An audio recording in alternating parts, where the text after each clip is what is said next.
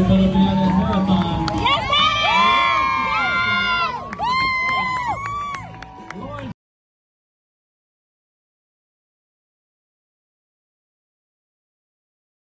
Guys, so may dumating na package from AliExpress and well, marami akong mga nagamit na o binibili sa AliExpress na gamit sa bike. Sometimes nakakachamba tayo, sometimes na ayos naman. So today meron akong kinuha. Meron din dumating na isang item from AliExpress. Before hindi ko to masyadong ginagamit, but recently for me parang mas to be safe lagi ko tong ginagamit ngayon. This is nose clip. May problema kasi ako sa ilong. Bilis akong madaling ma-irritate yung ilong ko. May allergy kasi ako eh. So every time ako nagsiswim, I always use this kind of nose clip. Kasi napapansin ko na every time ako lumalangoy, whether it is salt water, fresh water, or swimming pool, once na pasukan yung ilong ko ng tubig, talagang nati-trigger yung allergies ko. So ginagawa ko, I always wear this. Yeah. And this one,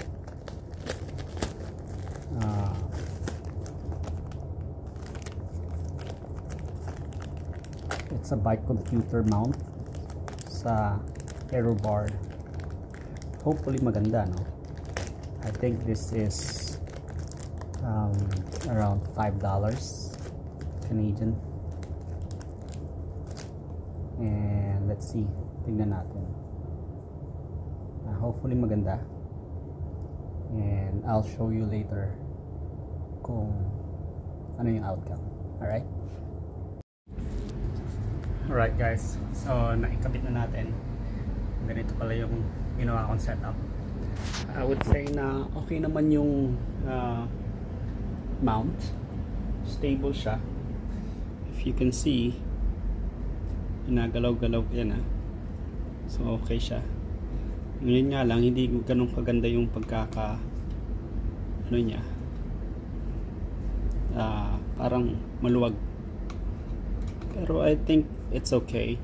Kasi hindi naman siguro matatanggal yan. Just in case matanggal yan, meron naman akong tali. Yeah. So anong nangyari dito is that I have to cut yung bar tape, kasi kapag idediretso mo siya dito, hindi kasya. So yan. Alright. So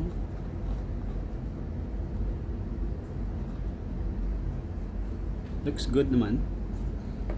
When it comes sa position naman, at the same time kapag dito sa side, kita rin. Alright, so I would say okay na rin. Okay na rin yung mount na to. Pagdating sa mga accessories naman sa bisikleta, hindi ako ganun kaselan. As long as it works, it's fine. Isa sa nga pala sa mga nagustuhan ko rin na nabili ko sa AliExpress is itong saddle mount ito. Yeah, I got this for $20. Stable naman siya. Ginamit ko rin ito sa race, but during that time nung race ko, wala akong double mount battle cage dito. Isa lang siya, but so far it works. Right. Another thing that I would like to share is that If you notice sa mga race, maraming natatanggal ng mga bote. So what I do is that meron akong ganitong, I think this is, I forgot what's the brand, Bontrager. Okay. So naglalagay ako ng ganito tie wrap, and usually it depends on kung ano yung size ng bottle cage na bottle na ginagamit ko. Yeah, so naglalagay ako nito. At the same time, nilalagyan ko rin ng isa pang tali, rubber, para hindi matanggal. Okay, so yan yung isa sa mga hack ko sa race. So far, okay naman. Hindi ako natanggalan ng bote, nalaglagan ng bote during the race. Kahit na yung mga water bottle na nakukuha namin when you grab a water sa station, yung mga simpleng bote lang, medyo manipis yun eh, hindi rin siya nalalaglag. Yeah, yun yung ano, hindi ganun ka stable. I'm still looking for other saddle mount. I think Easy Gain has a very good saddle mount. I'll check that later on kapag meron ng pera.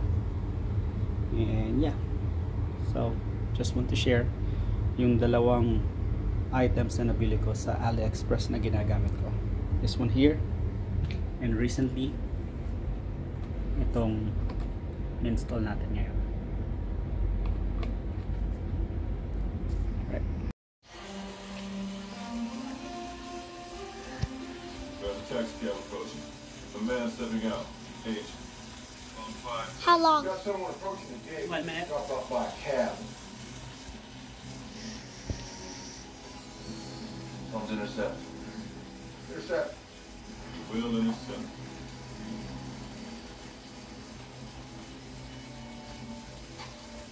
Can I help you? Don't move!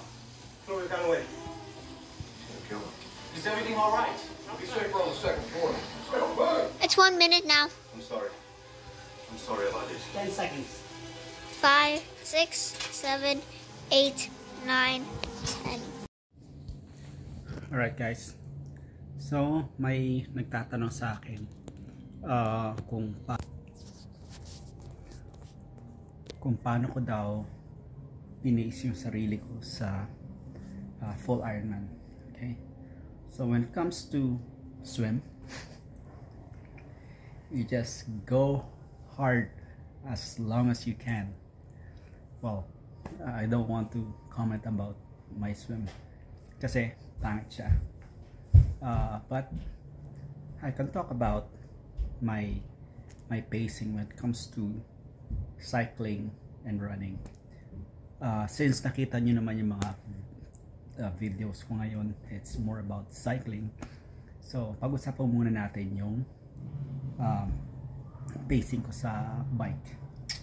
So prior to that, nung nagre-race pa ako ng 70.3, I always consider 85 to 95% of your FTP. Okay, so ganun siya. So alamin mo kung ano yung FTP mo, then if you're comfortable, if you can stay 80% of your FTP, if you can stay 90% of your FTP, that's fine. Okay, all depends on how you train. May mga advantage and disadvantage yun. So if you stay like somewhere around 80% of your FTP, so at least makakatakbo ka na maayos. If you stay a little bit like 90% of your FTP, and then mas maganda yung speed mo, pero may struggle ka na pwede ma-experience during the run.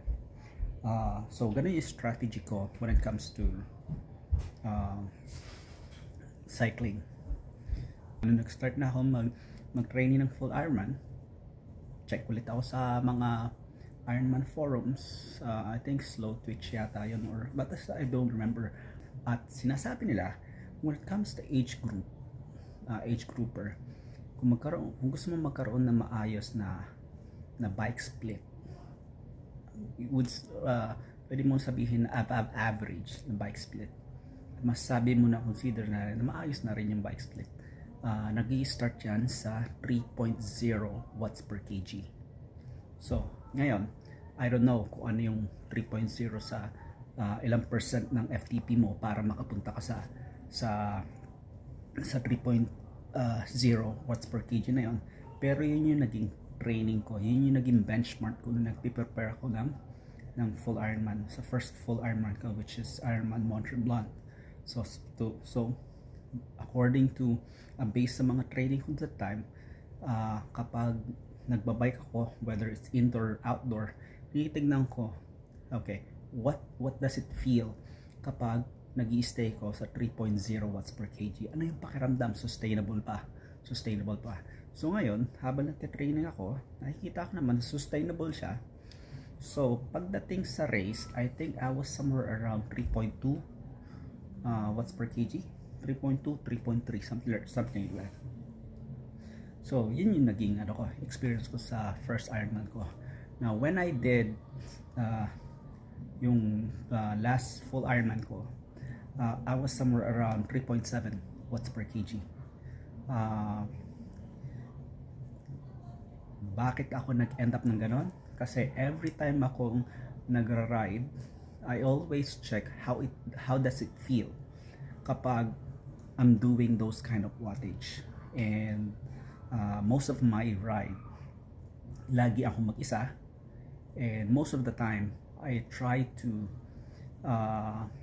execute the race effort, especially if I was 2 months before ng race. Ganun na lagi yung effort ko, hindi naman laging tuloy-tuloy for the whole 4 hours, 5 hours ride, but then I always see to it na yung effort ko should be close to the watts na gagawin ko sa race, and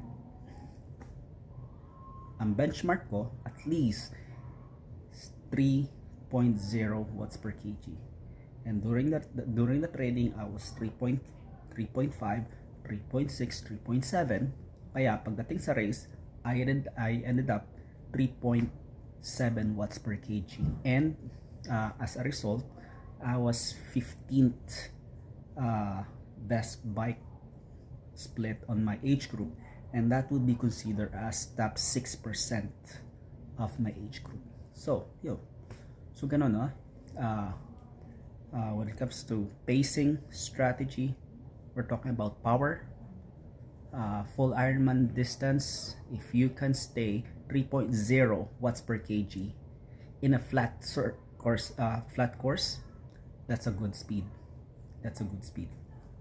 Meron ako nakikita mga forums about sa bike na sinasabi nila, oh, I did this course and it's a flat course, I was somewhere around 2.6 watts per kg, and ang speed nila is nasa 35, 36, and sa, oh, that's a good comparison. Okay, so yeah, so ganun yung ginawa kong effort nung nagte-training ako, and nung what I did on full Ironman. So thank you very much, and see you again next time.